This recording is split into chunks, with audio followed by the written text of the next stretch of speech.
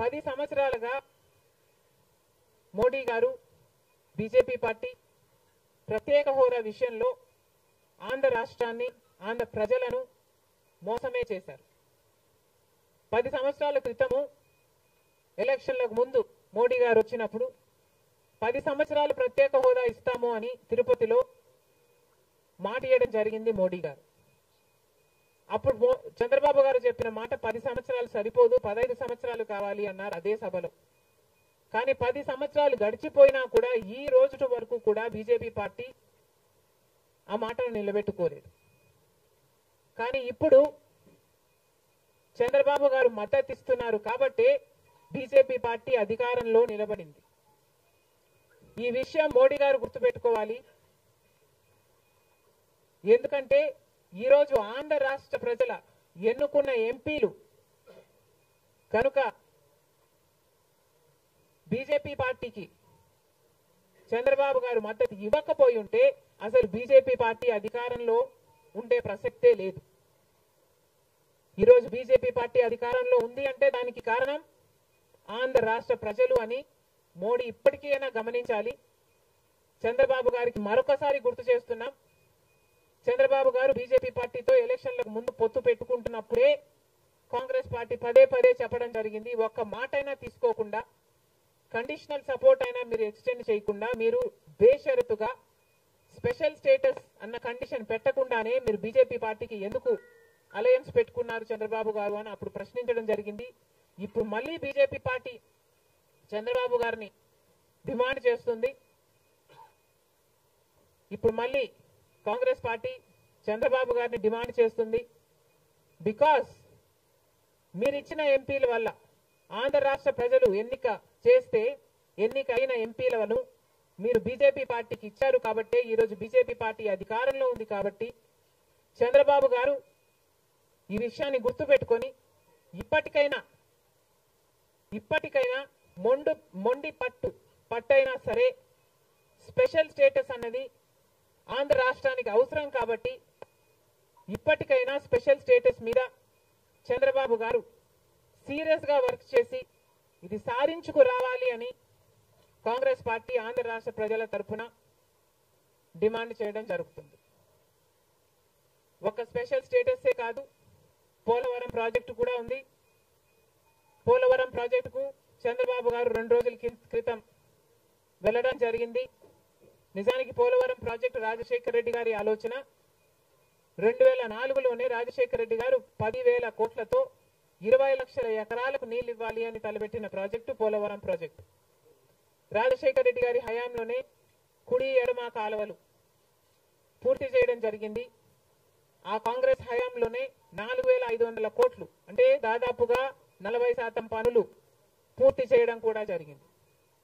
కానీ తర్వాత అధికారంలోకి వచ్చిన చంద్రబాబు గారు పోలవరం ప్రాజెక్టు కాస్టును అమాంతంగా 29,000 కోట్లకు పెంచారు. కానీ పనులు మాత్రం పూర్తయినట్టు ఎక్కడా కనిపించలేదు. 2018 కల్లా నేను పూర్తి చేస్తాను అని రాసి పెట్టుకోండి అని చంద్రబాబు గారు ఆ రోజు అసెంబ్లీ సాక్షిగా ఛాలెంజ్ కూడా చేశారు. కానీ పోలవరం ప్రాజెక్టు చంద్రబాబు గారి వాళ్ళ సాధ్యం కాలేదు, పూర్తి చేయలేదు. ఆ తర్వాత అధికారంలోకి వచ్చిన జగన్మోహన్ రెడ్డి గారు పోలవరం ప్రాజెక్టుని మళ్ళీ రివర్స్ టెండరింగ్ అంటూ మొదలుపెట్టి 55,000 కోట్ల రూపాయలకు దాన్ని ప్రాజెక్టు కాస్ట్ను పెంచారు. తీరా చూస్తే ఏ పని జరగలేదు. ఇప్పటికైనా చంద్రబాబు గారు చెప్తున్న మాట ఏమిటి అంటే 75% పనులు మా హయాంలోనే పూర్తయ్యాయి, 25% పనులు మిగులున్నాయి, నేను పూర్తి చేస్తాను అని చెప్పడం జరిగింది మొన్న చంద్రబాబు గారు.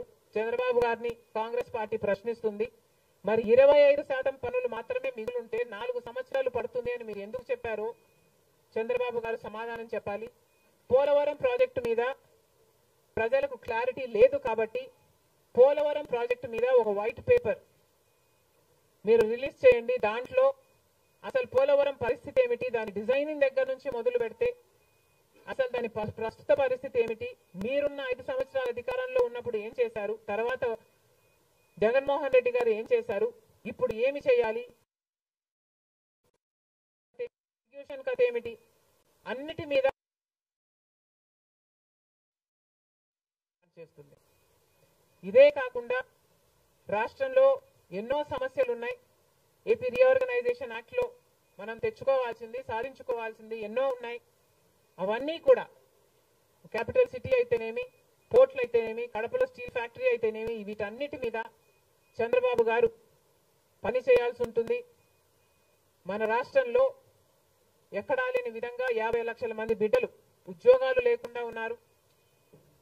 ఇవన్నీ దృష్టిలో పెట్టుకొని చంద్రబాబు గారు ప్రజలకు ఒక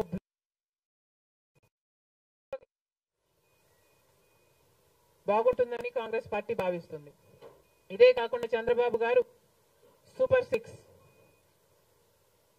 ఈ గ్యారంటీలతో చంద్రబాబు గారు ఎన్నికలకు వెళ్లారు. దీంట్లో యువతకు 20 లక్షల యువత వరకు ఉద్యోగ అవకాశాల కల్పన కల్పిస్తామని చెప్పారు. లేదా 3,000 రూపాయలు ప్రతి నెల ప్రతి నిరుద్యోగికి నిరుద్యోగ భృతి ఇస్తామన్నారు చంద్రబాబు గారు. అదే కాకుండా స్కూల్కు వెళ్లే పిల్లలకు ప్రతి విద్యార్థికి 15,000 రూపాయలు సంవత్సరానికి ఇస్తామని చెప్పారు. ప్రతి రైతుకి 20,000 రూపాయలు ఆర్థిక సహాయం ఇస్తామన్నారు. ప్రతి మహిళకు నెలకు 1,500 ఆర్థిక సహాయం, అంటే ప్రతి మహిళకి కూడా ఒక పెన్షన్ లాగా 1,500 ఇస్తామని చంద్రబాబు గారు మాటిచ్చారు.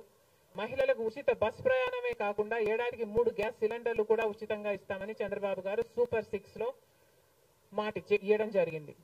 ఇవన్నీ కూడా చంద్రబాబు గారు దీని విధి విధానాలు ఏమిటో, మొదలు పెట్టే తేదీ ఏమిటో వీటి మీద కూడా చంద్రబాబు గారికి స్పష్టత ఇవ్వాల్సిన అవసరం ఉంది. ఇవన్నీ ఎందుకు చెప్తున్నాము అంటే, మన రాష్ట్రము మిగతా రాష్ట్రాల్లాగా కాదు. మన రాష్ట్రము చాలా వెనకబడి ఉన్న రాష్ట్రం. వెంటనే పని చేయాల్సిన అవసరం ఉంది కాబట్టి మేము చంద్రబాబు గారిని, మన రాష్ట్రము ఒక స్పెషల్ చైల్డ్ కి కావాల్సిన నీడ్స్ మన రాష్ట్రానికి ఉన్నాయి కాబట్టి, కనీసం మీరు ఇప్పుడే గెలిచారు, ఆ విషయం మాకు కూడా తెలుసు. కానీ హనీమూన్ పీరియడ్ కూడా మీరు తీసుకునే పరిస్థితి లేదు. వెంటనే పనిలోకి దిగాలి, ఇవన్నీ చెయ్యాలి, మొదలు పెట్టాలి అని కాంగ్రెస్ పార్టీ చంద్రబాబు గారికి సూచిస్తుంది. అంతేకాదు కాంగ్రెస్ పార్టీ తరఫున మేమందరం కూడా ప్రజల పక్షాన నిలబడుతూనే ఉంటాం.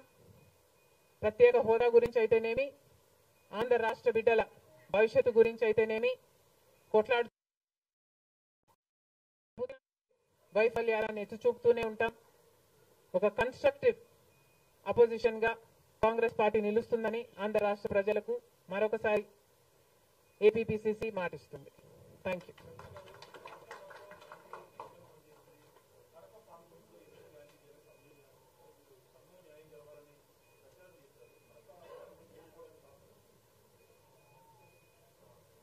Kadapa situation is a different situation because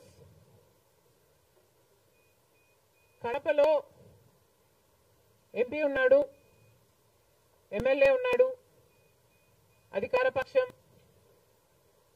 అక్కడున్న ప్రజలు భయభ్రాంతులు గురై బ్రతుకుతున్న ప్రజలు. ప్రభుత్వానికి వ్యతిరేకంగా, అంటే యువజన శ్రామిక రైతు పార్టీకి వ్యతిరేకంగా పనిచేస్తే, ఓటేస్తామని తెలిస్తే మాకు వచ్చే స్కీములు పోతాయి, అవి కాకుండా మా మీద కేసులు పెడతారు, దాడులు చేస్తారు అన్న భయం కూడా ప్రజలలో ఉంది. ఓటుకి 3,500 రూపాయల నుంచి ఇవ్వడం జరిగింది. విచ్చలవిడిగా డబ్బులు ఖర్చు పెట్టారు. డబ్బులు పని చేయకపోతే బెదిరించారు, లేకపోతే కేసులు పెడతామని, స్కీములు తీసేస్తామని, ఇలాంటి ఎన్నో ప్రలోభాలకు కడప ప్రజలు గురయ్యారు. ఇవన్నీ కూడా పనిచేశాయి. నేను కడపలో గెలవకపోవడానికి కారణం టైం అనే నేను అనుకుంటున్నాను. బికాస్ నేను కడపలో తిరిగింది కేవలం 14 రోజులు మాత్రమే. 14 రోజులు క్యాంపెయిన్ చేశాము. మిగతా టైం స్టేట్ వైడ్ క్యాంపెయిన్ చేశాము. మేము 14 రోజులు ఎంత కష్టపడినా కూడా we were not able to cover most of the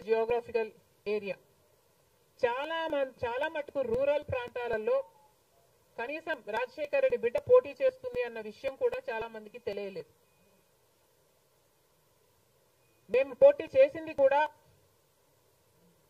ఎలాగైనా సరే మళ్ళీ హంతకులు హత్య చేపించిన వాళ్ళు చట్టసభలకు వెళ్ళకూడదు అని ఉద్దేశంతో మాత్రమే పోటీ చేయడం జరిగింది. సరే, అది జరగకపోయి ఉండొచ్చు, కానీ ప్రజల కంటే పైన ఉన్నది దేవుడు. ఐఎమ్ వెరీ ష్యూర్ వాళ్ళ పాపం పండుతుంది. పండే రోజు కోసం దేవుడు కూడా ఎదురు చూస్తున్నాడని నా అభిప్రాయం.